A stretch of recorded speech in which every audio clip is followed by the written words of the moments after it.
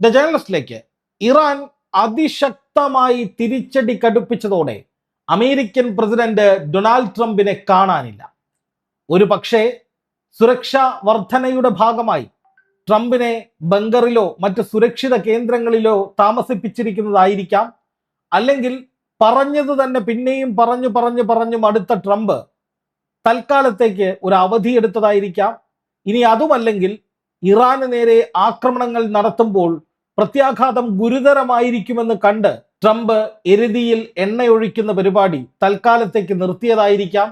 എന്തായാലും മൂന്നാം ഘട്ട യുദ്ധമെന്ന് വിശേഷിപ്പിക്കപ്പെടുന്ന 3 ദിവസം മുമ്പ് ആരംഭിച്ച ഈ യുദ്ധ സാഹചര്യത്തിൽ വളരെ സൈലന്റായി ട്രംപ് നിൽക്കുന്ന ഒരു സാഹചര്യമാണ് ഇപ്പോൾ സംജാതമായിരിക്കുന്നത്. എന്ന് മാത്രമല്ല, ഹോർമുസിൽ പ്രതിസന്ധിയൊന്നുമില്ല എന്ന് വരുത്തി തീർക്കാൻ US സെൻട്രൽ കമാൻഡ് ലോകരാജ്യങ്ങളിലെ കപ്പൽ മുതലാളിമാരോട് ഇവിടെ ഒരു കുഴപ്പവുമില്ല, നിങ്ങൾ ഇതിലെ വരൂ വരൂ വരൂ എന്ന് പറഞ്ഞുകൊണ്ടിരിക്കുകയാണ്. പക്ഷേ വിവരമുള്ളവരാരും ഈ സമയത്ത് അമേരിക്കയുടെ വാക്കും കേട്ട് ഹോർമുസിലൂടെ കപ്പൽ ഇറക്കില്ല എന്നുള്ളതാണ് നമ്മൾ മനസ്സിലാക്കേണ്ട ഏറ്റവും പ്രധാനപ്പെട്ട കാര്യം. ഖത്തർ ഉൾപ്പെടെയുള്ള അറബ് രാജ്യങ്ങൾ ഒരു കാരണവശാലും ഹോർമൂസ് വഴി കപ്പലുകൾ അയക്കരുത് എന്ന നിർദ്ദേശം തങ്ങളുടെ രാജ്യങ്ങളിലെ കപ്പലുകൾക്ക് നൽകി തുടങ്ങി എന്ന വിവരവും ഇപ്പോൾ പുറത്തു വരുന്നുണ്ട്. അതിന്റെ അർത്ഥം ട്രംപ് ഒറ്റപ്പെടുകയാണ് എന്നുള്ളത് തന്നെയാണ്. ഇതോടകം 5 ഗൾഫ് രാജ്യങ്ങളിലെ പ്രധാനപ്പെട്ട കേന്ദ്രങ്ങളിലേക്ക്, US സൈനിക കേന്ദ്രങ്ങളിലേക്ക് ഇറാൻ വലിയ ആക്രമണങ്ങൾ നടത്തി കഴിഞ്ഞു. ടൈംസ് ഓഫ് ഇന്ത്യ അല്പസമയം മുമ്പ് പുറത്തുവിട്ട റിപ്പോർട്ടിൽ US ഒരു സെൻട്രൽ കമാൻഡ് അടക്കമുള്ള പ്രധാനപ്പെട്ട കേന്ദ്രങ്ങൾക്ക് നേരെ ആക്രമണം ഉണ്ടായിട്ടുണ്ട്. ഖത്തറിലെ അൽ ഉദൈദ് എയർബേസിന് നേരെ ആക്രമണം നടന്നിട്ടുണ്ട് എന്ന് ഇറാൻ സ്ഥിരീകരിക്കുന്നു. അതുപോലെ MQ-9 ശ്രേണിയിൽപ്പെട്ട ഡ്രോണുകൾ സൂക്ഷിച്ചിരുന്ന അമേരിക്കയുടെ ആയുധപ്പുരയ്ക്ക് നേരെ ആക്രമണം നടന്നതായി റിപ്പോർട്ടുകൾ വരുന്നു. ഇതെല്ലാം ടൈംസ് ഓഫ് ഇന്ത്യ എന്ന നമ്മുടെ ദേശീയ മാധ്യമം അല്പസമയം മുമ്പ് പുറത്തുവിട്ട വാർത്തകളാണ്. അപ്പോൾ അത് ഇറാന്റെ ഭാഗത്ത് നിന്ന് ഇറാനിലെ മാധ്യമങ്ങൾ പ്രസിദ്ധീകരിച്ചതാണ്. അതുമായി ബന്ധപ്പെട്ട നിരവധി തെളിവുകളും വിവരങ്ങളും ആ മാധ്യമങ്ങൾ നൽകിയിരിക്കുന്നു എന്ന് ടൈംസ് ഓഫ് ഇന്ത്യ പറയുന്നുണ്ട്. എന്തായാലും വെറുതെയല്ല ഇറാൻ പറയുന്നതൊന്നും എന്ന് ലോകം ഇപ്പോൾ തിരിച്ചറിയുകയാണ്. ഇന്നലെ മുജ്തബ ഖാംനെയി, ആയത്തുള്ള അലി ഖാംനെയുടെ സംസ്കാര ശുശ്രൂഷ ചടങ്ങുകൾക്ക് ശേഷം ലോകത്തിന് മുന്നിൽ ഒരു വലിയ വെല്ലുവിളി നടത്തിയിരുന്നു. ഞങ്ങളുടെ പരമാധികാരിയെ, എൻ്റെ പിതാവിനെ, അദ്ദേഹത്തിനൊപ്പം ഉള്ളവരെ ഒക്കെ രക്തസാക്ഷികളാക്കിയവരുടെ ചോരയ്ക്ക് ഒന്നൊന്നായി ഞങ്ങൾ പകരം വീട്ടുമെന്നും അതിനു വേണ്ടിയിട്ടുള്ള പട്ടിക ഞങ്ങൾ തയ്യാറാക്കിയിട്ടുണ്ടെന്നും മുജ്തബ പറഞ്ഞു. ആ സമയത്ത് നമ്മളത് വീഡിയോ ചെയ്തപ്പോൾ അതിനടിയിലൊക്കെ കമന്റ് ബോക്സിൽ വന്നിട്ട് ഒരുപാട് പേര് പറയുകയാണ് ഇതൊക്കെ വെറുതെയാണ്, ഇറാൻ വെറുതെ പറയുന്നതാണ്, ഇറാൻ തകർന്ന് തരിപ്പണമായി എന്നൊക്കെയായിരുന്നു ഇവർ പറഞ്ഞിരുന്നത്. പക്ഷേ ഇറാൻ അതിശക്തമായി ഇന്നും തിരിച്ചടികൾ തുടർന്നുകൊണ്ടിരിക്കുകയാണ്. ഹോർമുസ് പരിപൂർണമായി ഇറാന്റെ കൺട്രോളിലേക്ക് എത്തിയിരിക്കുകയാണ്.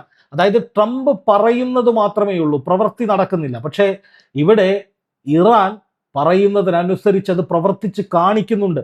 ഇപ്പൊ ഹോർമുസ് കടലെടുക്ക് പൂർണ്ണമായും ഇറാന്റെ കൈകളിൽ എത്തിയതോടെ ഗൾഫ് രാജ്യങ്ങൾ ഉൾപ്പെടെ ആ ഭാഗത്തു കൂടി ഇനി കപ്പലുകൾ അയക്കില്ല എന്ന് വ്യക്തമായിട്ടുണ്ട്.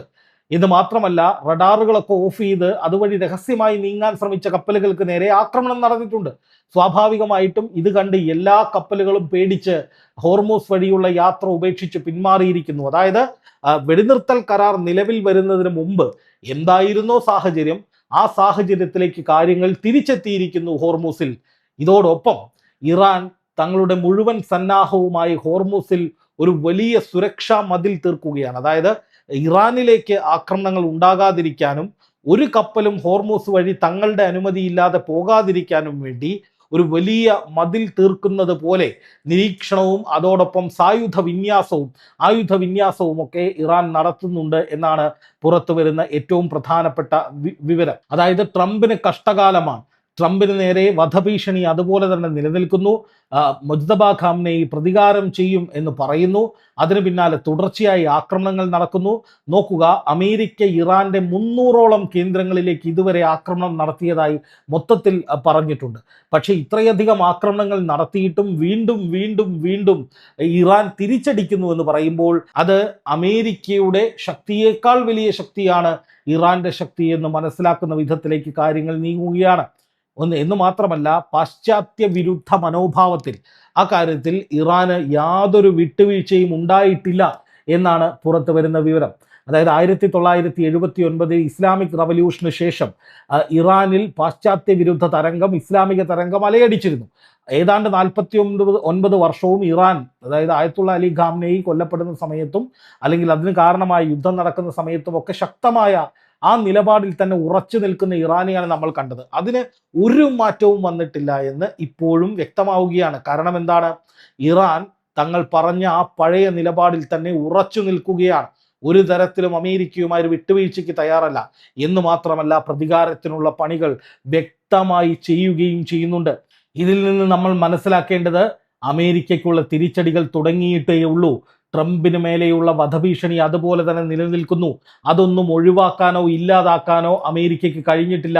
ഇപ്പോൾ നടക്കുന്ന ഈ ആക്രമണങ്ങൾ കൊണ്ടൊന്നും ഇറാന്റെ പ്രതികാരദാഹം തീരില്ല, അത് വ്യക്തമാണ്. കാരണം ഇറാനിലെ ജനങ്ങൾ, ഇറാനിയൻ ജനത എന്ന് പറയുന്നവർ കട്ടക്കലിപ്പിലാണ്. എന്ന് മാത്രമല്ല, ഖാംനെയിയുടെ രക്തസാക്ഷിത്വത്തിന് പകരം ചോദിക്കണമെന്ന് കോടിക്കണക്കിന് ജനങ്ങൾ ഒറ്റ സ്വരത്തിൽ വിളിച്ചു പറയുകയാണ്.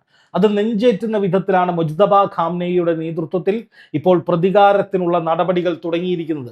അതോടൊപ്പം മനസ്സിലാക്കേണ്ട ഏറ്റവും പ്രധാനപ്പെട്ട മറ്റൊരു കാര്യം, ട്രംപിന്റെ കണക്കുകൂട്ടലുകൾ വീണ്ടും പിഴയ്ക്കുന്നു, അല്ലെങ്കിൽ ട്രംപ് ഭയക്കുന്ന സാഹചര്യം ഇരട്ടിക്കുന്നു എന്ന് പറയാനുള്ള മറ്റൊരു പ്രധാനപ്പെട്ട കാര്യം എന്ന് പറയുന്നത്, ഇറാൻ എത്ര വേഗത്തിലാണ് പുനർനിർമ്മിക്കപ്പെടുന്നത് എന്നുള്ളതാണ്. അതായത് ഈ ഹോർമൂസിലെ കപ്പലുകളൊക്കെ റഡാർ ഓഫ് ചെയ്ത് കണ്ടെത്താൻ കഴിയാത്ത വിധത്തിൽ സിഗ്നലുകളൊന്നും ഇല്ലാതെ നീങ്ങുമ്പോൾ അതുപോലും കണ്ടെത്താൻ ഇറാന് കഴിയുന്നത് ചൈനയുടെ സാറ്റലൈറ്റ് സഹായം ഉൾപ്പെടെയുള്ളവ ഉള്ളത് കൊണ്ടാണ് എന്ന വാദമുണ്ട്. ചൈനയും റഷ്യയും ഇപ്പോഴും ഇറാന് ബാക്കപ്പ് കൊടുത്തുകൊണ്ടിരിക്കുന്നുണ്ട്. അതോടൊപ്പം ഈ പറയുന്ന അമേരിക്കയുടെ വാദങ്ങൾ നോക്കുക. 300-ലധികം കേന്ദ്രങ്ങൾ, ഇന്നലെ 140 കേന്ദ്രങ്ങൾ, ഇപ്പോഴും അമേരിക്ക ആക്രമണം ഇറാനിലേക്ക് നടത്തി എന്നാണ് വിവരം ലഭിക്കുന്നത്. അതിനു മുമ്പ് തലേ ദിവസം 90, അതിന് മുന്നത്തെ ദിവസം 80, അങ്ങനെ ഏതാണ്ട് 300ഓളം കേന്ദ്രങ്ങളിലധികം അമേരിക്ക തുടർച്ചയായി ആക്രമണം നടത്തിയിട്ടും ആ സ്ഥലങ്ങളൊക്കെ അതിവേഗത്തിൽ ശരിയാക്കി പ്രത്യാക്രമണം നടത്താൻ ഇറാന് കഴിയുന്നുണ്ട് എന്നുള്ളതാണ് യാഥാർത്ഥ്യം. നോക്കുക, എവിടങ്ങളിലൊക്കെയാണ് അമേരിക്ക ആക്രമണം നടത്തുന്നത്? ഇറാന്റെ ആയുധപ്പുരകൾ, ഡ്രോൺ സെന്ററുകൾ, മിസൈൽ സെന്ററുകൾ, കമാൻഡിംഗ് സ്റ്റേഷനുകൾ, ഇവിടെയൊക്കെ ആക്രമണം നടത്തി. റഡാർ സെന്ററുകളിലടക്കം ആക്രമണം നടത്തിയെന്ന് അമേരിക്ക അവകാശപ്പെടുന്നു. തൊട്ടു പിന്നാലെ ഇറാൻ അതേ സ്ഥലങ്ങളിൽ നിന്ന് ആക്രമണം നടത്തുന്നു. ഒന്നുകിൽ അമേരിക്ക പറയുന്നത് കള്ളമാണ്, അല്ല എന്നുണ്ടെങ്കിൽ അതിവേഗത്തിൽ നഷ്ടപ്പെടുന്നതൊക്കെ, അല്ലെങ്കിൽ ആക്രമണം ഉണ്ടായി എന്തെങ്കിലും തകരാറുണ്ടായാൽ അതിവേഗത്തിൽ തന്നെ അത് പരിഹരിച്ച് തിരിച്ചടിക്കാനുള്ള സർവ്വസന്നാഹങ്ങളും ഇറാൻ സജ്ജമാക്കിയിട്ടുണ്ട് എന്ന് മനസ്സിലാക്കേണ്ടി വരും. ഇനി അമേരിക്കയ്ക്ക് നേരെ ഉപയോഗിക്കുന്ന അനവധി ആക്രമണങ്ങളിൽ പ്രത്യേകതരം ഡ്രോണുകളുടെ വലിയ തരത്തിലുള്ള ശേഖരം ഇറാൻ ഉപയോഗിക്കുന്നുണ്ട്.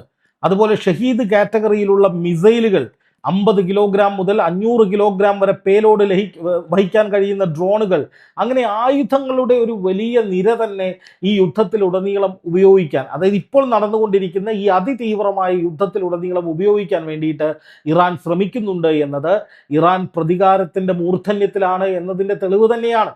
അതുകൊണ്ടാണ് ട്രംപ് അടിക്കടിയുള്ള പ്രകോപനങ്ങൾ കഴിഞ്ഞ കുറേ മണിക്കൂറുകളായി കുറച്ചുകൊണ്ടിരിക്കുന്നത്. ഒരു വശത്ത് ട്രംപിന്റെ ഒക്കച്ചങ്ങായിയായ പാകിസ്ഥാനെ ഉപയോഗിച്ച്, ട്രംപിന് വേണ്ടി കളത്തിലിറങ്ങുന്ന ഖത്തറിനെ ഉപയോഗിച്ച് ഒക്കെ ഒത്തുതീർപ്പ് ശ്രമങ്ങൾക്ക് ചർച്ച നടക്കുന്നുണ്ടെന്നേ. പക്ഷെ ആ സമയത്ത് ഇറാൻ പറയുന്നു, ഇനിയൊരു ചർച്ചയുമില്ല, ഒന്നുമില്ല. അമേരിക്ക നിരുപാധികം പിന്മാറാതെ കരാർ ഒപ്പിട്ട കരാർ ലംഘിച്ച് ഞങ്ങളെ വഞ്ചിക്കുക എന്നതല്ലാതെ കൃത്യമായി അമേരിക്ക പരിപൂർണമായി ഇറാന്റെ മേലുള്ള പിടിവിടുകയല്ലാതെ ഇനി വേറൊരു വഴിയില്ല. അതുകൊണ്ട് ആദ്യം അമേരിക്ക പറഞ്ഞു ഞങ്ങൾ കരാർ കീറി എറിയുകയാണ്, ഇനി കരാർ നിലനിൽക്കില്ല എന്ന് ട്രംപ് പറഞ്ഞപ്പോൾ ട്രംപ് വിചാരിച്ചത് ഇറാൻ കാലിൽ വീഴുമെന്നാണ്. പക്ഷേ ഇറാൻ ശക്തമായി തിരിച്ചടിക്കുകയാണ് ചെയ്തത്. അതോടുകൂടി ഇറാന് ഈ യുദ്ധത്തിൽ വലിയ മേൽക്കൈ ഉണ്ടാകുന്ന സാഹചര്യം ഉണ്ടായി. എന്തായാലും ഇപ്പോൾ അടിക്ക് തിരിച്ചടി എന്ന മട്ടിൽ മാത്രമല്ല, കൂടുതൽ അമേരിക്കൻ സൈനിക കേന്ദ്രങ്ങൾ തകർക്കുന്ന വിധത്തിൽ പുതിയ ആയുധങ്ങൾ ഉപയോഗിക്കുന്ന തരത്തിൽ ഇസ്ലാമിക റിപ്പബ്ലിക്കിന്റെ പരമ്പരാഗത നിലപാട് ഉയർത്തിപ്പിടിക്കുന്ന വിധത്തിൽ ഒരു സെറ്റിൽമെന്റിനോ ഒരു തരത്തിലുള്ള വിട്ടുവീഴ്ചയ്ക്കോ തയ്യാറല്ല എന്ന് പറഞ്ഞുകൊണ്ട് തന്നെ ഇറാൻ ആക്രമിക്കുമ്പോൾ അത് ട്രംപിന് വലിയ തോതിൽ ഭീതി വർദ്ധിപ്പിക്കുന്നുണ്ട്. ട്രംപിന്, അമേരിക്കയ്ക്ക് അത് വലിയ തിരിച്ചടിയാകുന്നുണ്ട്. ഇനി ഇസ്രായേൽ ഈ യുദ്ധത്തിലേക്ക് കടക്കുന്ന സാഹചര്യം ഉണ്ടായാൽ ഇസ്രായേലിന് നേരെയും സമാനമായ രീതിയിൽ അതിശക്തമായ ആക്രമണം നടത്തുമെന്ന മുന്നറിയിപ്പ് തന്നെയാണ് ഇറാൻ നൽകുന്നത്.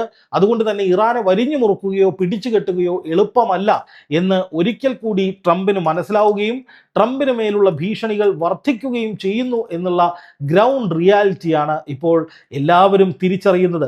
ഈ യുദ്ധത്തിനൊരു അറുതി ഉണ്ടാകില്ല എന്ന ഭീതിജനകമായ യാഥാർത്ഥ്യവും നമ്മൾ തിരിച്ചറിയേണ്ടതുണ്ട്. കാരണം ഈ മുമ്പൊക്കെ അമേരിക്ക ഇറാന്റെ മുഴുവൻ ഉപാധികളും അംഗീകരിച്ചു എന്നൊക്കെ പറഞ്ഞ് ഇറാനെ വരുതിയിലാക്കിയിട്ടാണ് കഴിഞ്ഞ ജൂൺ 15 ആ കരാറ് തയ്യാറാക്കി ഒപ്പിടിയിച്ചത്.